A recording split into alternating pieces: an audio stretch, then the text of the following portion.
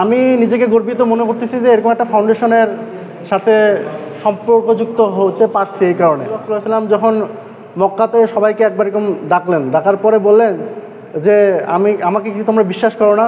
সবাই বলছে হ্যাঁ বিশ্বাস করি। আমি যদি বলি এই পাহাড়ের ওই পাশ থেকে শত্রু দল আক্রমণ করতেছে, তাহলে কি তোমরা বিশ্বাস করবা? সবাই বলছে হ্যাঁ বিশ্বাস করবো। তখন উনি যখন লা ইলাহা ইল্লাল্লাহর দাওয়াত দিলেন, তখন ওনাকে কি সবাই তুচ্ছ তাচ্ছিল্য করলো, অনেকে অভিসম্পাত করলো। তা আসলে ওনাকে কিন্তু অনেক প্রলোভন দেখানো হয়েছে আমাদের নবী করিম সাল্লাল্লাহু আলাইহি ওয়াসাল্লামকে, তোমাকে এই রাজত্ব দেওয়া হবে, সুন্দরী নারীদেরকে দেওয়া হবে, কিন্তু উনি কিন্তু বলছেন যে আমার এক হাতে চাঁদ এক হাতে সূর্য দিলেও আমি গ্রহণ করব না তোমাদের এই প্রস্তাব। তো আমাদের আসলে জীবনের উদ্দেশ্য তো একমাত্র লা ইলাহা ইল্লাল্লাহকে প্রতিষ্ঠিত করা সমাজে, নিজের জীবনে, সমাজে, নিজের পরিবারে, সব জায়গায়, তাই না? ইনশাআল্লাহ আমাদের এই আল আকসা ফাউন্ডেশনের ৫ম প্রতিষ্ঠা বার্ষিকী উপলক্ষে এটাই হোক আমাদের মূল মন্ত্র ইনশাআল্লাহ। আমি সংক্ষেপে কথা বলবো, 2-3টা কথা, আমার কথা বলার অভ্যাস নেই, পারিও না কথা বলতে। সেটা হচ্ছে আমাদের মর্যাদা কি আল্লাহর কাছে। সবার আগে বুঝতে হবে আমাদের মুসলিম, এই মুসলিম চেতনা ধারণ করতে হবে। আমাদের যে অবস্থান আল্লাহ, আমাদের যে সম্মান আল্লাহর কাছে, সেটা হচ্ছে যে এরকম মুসা আলাইহিস সালাম তাওরাত তারপর যখন আল্লাহ তাআলা দিলেন, নাজিল করলেন তুর পাহাড়ে, তখন মুসা আলাইহিস সালাম আল্লাহর কাছে বলতেছে হে আল্লাহ, কোনো তোমার হুকুম মানে এরকম কোনো ব্যক্তি যদি তোমার কাছে সিজদা করে, তো তুমি তখন কি উত্তর দাও, তোমার রেসপন্স কী হয়? তখন উনি আল্লাহ বলছেন যে আমি বলি লাব্বাইক ইয়াব, লাব্বাইক ইয়াব, হে আব, হে গোলাম, আমি উপস্থিত।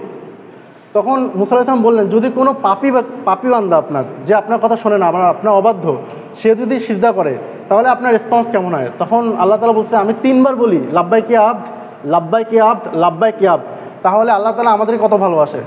সুতরাং আমরা যারা আল্লাহর হুকুম মানতে পারছি না, তাদের হতাশার কিছু নেই, আল্লাহ তাআলা আমাদেরকে আরও বেশি রেসপন্স করে আমাদের প্রত্যেকটা কথাতে ইনশাআল্লাহ। এরপরে মুসা আলাইহিস সালামকে আল্লাহ তাআলা যখন এরকম মুসা আলাইহিস সালাম বলছে আল্লাহকে, হে আল্লাহ, আদম আলাইহিস সালামকে তুমি সৃষ্টি করলা, এত সম্মান দিলা, সমস্ত ফেরেশতারা তাকে সিজদা করলো, সেই আদম আলাইহিস সালামকে তুমি জান্নাতে রাখলা, এরপরে সে আপনার একটা হুকুম অবাধ্য, যেটা একটা নিষেধ করছে, সেই নিষেধকৃত কাজটাকেও সে করলো, এত বড় একটা ভুল করলো, তারপরে তাকে আপনি মাফ করে দিলেন।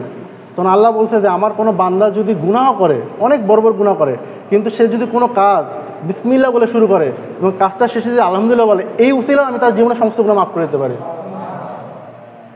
এরপরে মুসা আলাইহিস সালামকে যখন তাওরাত গ্রন্থ দেওয়া হলো, তখন উনি তাওরাত গ্রন্থ এরকম উল্টাইতেছেন, পড়তেছেন আর বলছেন হে আল্লাহ, আমি এখানে দেখতেছি একটা উম্মতের কথা আপনি বলছেন, যে উম্মত এরকম গুনাহ নেকামল করবে, একটা নেকামল, সেই নেকামলের বদলা আপনি 700 গুণ বৃদ্ধি, চাইলে আরও বেশি বৃদ্ধি করতে পারেন, এই উম্মতকে আপনি আমার উম্মত বানিয়ে দেন। তখন আল্লাহ বলছে না, এই উম্মত তোমার জন্য না, এই উম্মত হচ্ছে শেষ নবী হযরত মুহাম্মদ সাল্লাল্লাহু আলাইহি ওয়াসাল্লামের উম্মত। এরপর বলছেন যে হে আল্লাহ, আমি এখানে দেখতে পাচ্ছি আরেকটা পৃষ্ঠায় লেখা আছে যে এমন এক জাতি, যে উম্মত কোনো গুনাহের ইচ্ছা করবে, সে করার জন্য চেষ্টা করবে, কিন্তু কোনো কারণে করতে পারবে না, কিন্তু তার কোনো গুনার লেখা তো হবে না, উল্টা এই তো করলো না সে, এখানে সব লেখা হবে, এই উম্মতকে আপনি আমার উম্মত করে দেন। তখন আল্লাহ তাআলা বলছে না, এই উম্মত তোমার উম্মত না, এই উম্মত হচ্ছে শেষ নবী হযরত মুহাম্মদ সাল্লাল্লাহু আলাইহি ওয়াসাল্লামের উম্মত। তখন মুসা আলাইহিস সালাম বলছে তাহলে আমাকে সেই উম্মতের অংশ করে দিন। সুবহানাল্লাহ, তাহলে আমাদের মর্যাদা কত বেশি। এখন বর্তমান যে প্রেক্ষাপট, সারা পৃথিবীতে মুসলমানরা সব জায়গায় জীবন দিচ্ছে, রক্ত দিচ্ছে। গতকালকে একটা স্ট্যাটাসে দেখলাম যে একটা বম ব্লাস্ট হচ্ছে, একটা মানুষের শরীর ওই বম ব্লাস্টের ধোঁয়া যত উঠছে তার থেকে উপরে রেখেছে। তো এটা দেখার পরে মনে হলো যে আমাদের অবস্থান আসলে এত বড় একটা জিনিস, বোমার আঘাতে তার শরীর মানে কমপক্ষে 15-20 তলা বিল্ডিংয়ের উপরে উঠে গেছে। তো আমাদের এখন তারা জীবন দিচ্ছে আর আমরা আসলে ঘরে বসে আছি, এটা আমাদের জন্য শোভা পায় না, তাই না? আমাদের স্যাক্রিফাইস যত বড় হবে, আল্লাহ তাআলার সাহায্য তত বেশি হবে। ছোট্ট একটা হাদিস বলি, সেটা হচ্ছে ফেরাউন হযরত মুহাম্মদ সাল্লাল্লাহু আলাইহি ওয়াসাল্লাম যখন মেরাজে গেলেন, তো মেরাজে গিয়ে উনি একটা অনেক ভালো একটা সুগন্ধ পাইছেন, মানে খুব সুঘ্রাণ।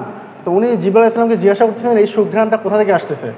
তখন জিবরাইল আলাইহিস সালাম বলতেছেন যে ইনি হচ্ছে ফেরাউনের মেয়ের দাসী ছিল, ফেরাউনের মেয়ের দাসী। তো একদিন ফেরাউনের মেয়ের চুল আঁচড়ানোর সময় তার চিরুনিটা নিচে পড়ে গেছে, তখন উনি বিসমিল্লাহ বলে এটা তুলছেন, ভুলক্রমে এটা মুখ দিয়ে বের হয়ে গেছে জোরে।